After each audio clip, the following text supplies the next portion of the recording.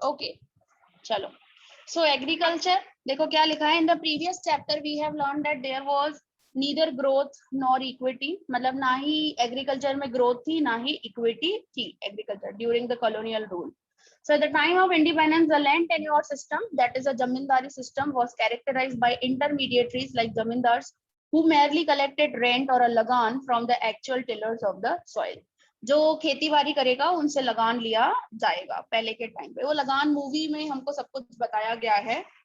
The low productivity of agriculture sector forced India to import food from the United States of America. अभी मैंने ये भी चीज आपको बताई कि इंडिया के पास खाने के लिए फूड ग्रेन्स नहीं थे, तो इंडिया ने अमेरिका से फूड ग्रेन्स इंपोर्ट किए थे, राइट.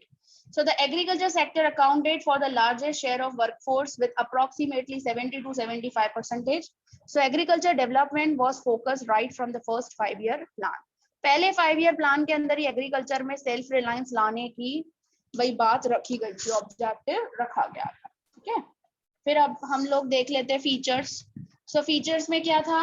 लो प्रोडक्टिविटी. ठीक है भाई, ये भी 1950 1990 का ही सिचुएशन बता रहे हैं, ड्यूरिंग कॉलोनियल रूल वाला नहीं बता रहे हैं भाई. 1950 से 1990 तक भी प्रोडक्टिविटी लो ही रही हमारे, आज भी लो है. ये कल ही मैंने बात की थी आपसे कि इतने सारे, अभी करंट सिचुएशन की मैंने आपको बात की थी कि वर्कफोर्स 48% जितना वर्कफोर्स आज भी एग्रीकल्चर के ऊपर डिपेंड है, और नेशनल इनकम आती है 14% उनकी. तो प्रोडक्टिविटी लो ही है ना, पर लेबर प्रोडक्टिविटी और per hectare productivity is low. Because आपको पता है पहले 5-year प्लान में खाली एग्रीकल्चर को इम्पोर्टेंस दिया, बाकी कोई ऐसा दूसरा 5-year प्लान नहीं था जिसमें इतना ज्यादा एग्रीकल्चर को इम्पोर्टेंस दिया. और कल मैंने एक स्टेटमेंट आपको बताई थी. स्टेटमेंट क्या थी कल हमारी? कि भाई India is actually known as an agriculture nation, but India में फोकस क्या किया जाता है? इंडस्ट्रीज को फोकस किया जाता है. भाई प्लानिंग जो की जाती है, पॉलिसीज जो बनाई जाती है, वो इंडस्ट्रीज के लिए बनाई जाती है ज्यादा से ज्यादा. और ग्रोथ किसका हो रहा है इंडिया में? सर्विस सेक्टर का ही जबरदस्त का ग्रोथ हो रहा है. तो ये सिचुएशन है, ये हाल लगा पड़ा है भाई. फिर हमारे एग्रीकल्चर में डिस्गाइज अनएम्प्लॉयमेंट. कोई मुझे बता सकता है what is disguise unemployment? Anyone? दीदी, जिस काम में जितने जने चाहिए उससे ज्यादा लोग एम्प्लॉयड हो. एग्जैक्टली एक जमीन है, एक जमीन पे ना 3 जने ऑलरेडी काम कर रहे हैं और 1000 यूनिट्स प्रोड्यूस कर रहे हैं. ठीक है, फॉर एग्जांपल अभी घर में ना 2 मेंबर और है, बट है ना उनकी नौकरियां चली गई है, तो बेचारे उन लोगों को भी अभी क्या करना पड़ेगा? वो जमीन पे ही खेती बाड़ी करनी पड़ेगी. तो अभी 5 जने काम कर रहे हैं जमीन पे, लेकिन जमीन तो उतनी ही है, तो जमीन पे प्रोडक्शन तो उतने का ही होगा ना. तो इससे क्या हुआ? 3 जने काम कर रहे थे तभी भी 1000 यूनिट्स प्रोड्यूस हो रहे थे, 5 जने काम कर रहे हैं तभी भी 1000 यूनिट्स ही प्रोड्यूस हो रहे हैं. मतलब 2 जनों ने तो कुछ किया ही नहीं, उनकी प्रोडक्टिविटी तो क्या हुई? जीरो. मार्जिनल प्रोडक्टिविटी उनकी क्या हुई? जीरो.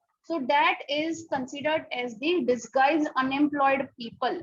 समझे? और ऐसे सिचुएशन हमारे एग्रीकल्चर सेक्टर में पाई जाती है. जरूरत से ज्यादा लोग भाई वहां पर है, जितने नीड है उससे ज्यादा ही लोग डिपेंडेंट है. ऐसा ही है ना, अभी ऊपर देखते हुए आए भाई 70 से 75% वर्कफोर्स इसी के अंदर डिपेंडेंट एग्रीकल्चर में. So disguised unemployment, it refers to a state in which more people are engaged in a work than are really needed. There was very high incidence of disguised unemployment in India in the sector during 1950 to 1990. So ये disguised unemployment situation रहा था भाई. फिर higher dependency on the rainfall. हाँ भाई, हमारे देश में आपको पता है पानी है ना, पानी है, लेकिन है ना हम लोगों को एग्रीकल्चर के लिए ना मीठा पानी चाहिए होता है, हम लोगों को सॉल्टी वाटर नहीं चाहिए होता है. हमको सॉल्टी वाटर कोई बोले ना कि हाँ भाई सॉल्टी वाटर, तो हमारे पास भरपूर सॉल्टी वाटर है कंट्री के पास, क्योंकि इंडियन ओशियन, अरेबियन सी, ना बे ऑफ बंगाल, सब आजू बाजू से सब बड़े हुए हैं. लेकिन sweet water lakes and all ये सब की कमी है. तो इसी वजह से एग्रीकल्चर में ज्यादा से ज्यादा, और आपने देखा होगा कि बारिश का जो पानी होता है वो मीठा होता है, वो सॉल्टी नहीं होता है.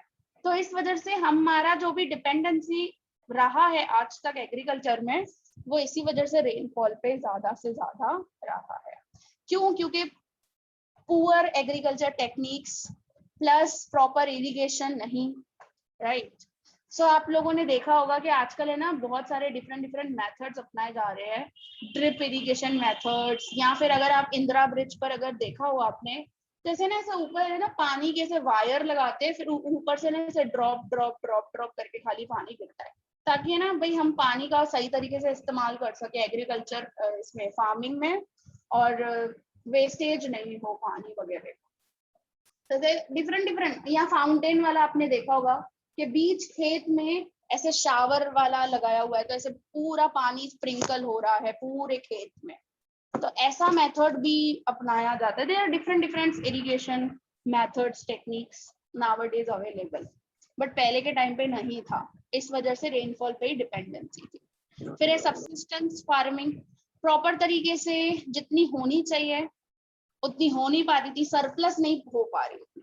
So it is a practice of a growing crops only for one's own use without any surplus for the trade. क्योंकि इंडिया को स्टार्टिंग से हैबिट है सेल्फ कंजप्शन के लिए ही करने की।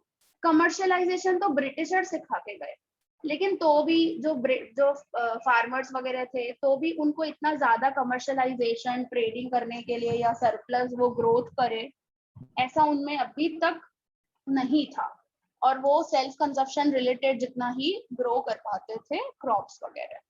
ठीक है, फिर आउटडेटेड टेक्नोलॉजी, प्रॉपर तरीके से, क्योंकि देखो बुलडॉग्स और ऐसी सब चीजें यूज की जाती थी फार्मिंग में, हार्वेस्टिंग मशीन्स एंड ऑल नहीं थी हमारे पास। ठीक है, so there were many obsolete technology, obsolete मतलब ओल्ड पैटर्न, आउटडेटेड हम बोल सकते हैं। And harvesting machines, harvesting was generally done manually and was very tedious, मतलब खुद एक एक जना कैसे पूरा करता जाएगा पूरा हार्वेस्टिंग, वैसे क्या होगा ट्रैक्टर से किया जा सकता है, और डिफरेंट मशीनरीज आती है उनसे भी किया जा सकता है। फॉरेन कंट्री अब्रॉड में आप देखोगे ना, ये बहुत अच्छी अच्छी मशीन्स यूज की जाती है एग्रीकल्चर में, हमारे इंडिया में खाली यूज नहीं करते। हमारे इंडिया में आज भी आप जाओगे महाराष्ट्र, खेती बाड़ी वहां पे देखोगे ना जमीनों पे वो बुल्डॉग्स ही है, वहां पे आपको बड़े बड़े दिखेंगे, तो ये सभी यूज किया जाता है आज भी।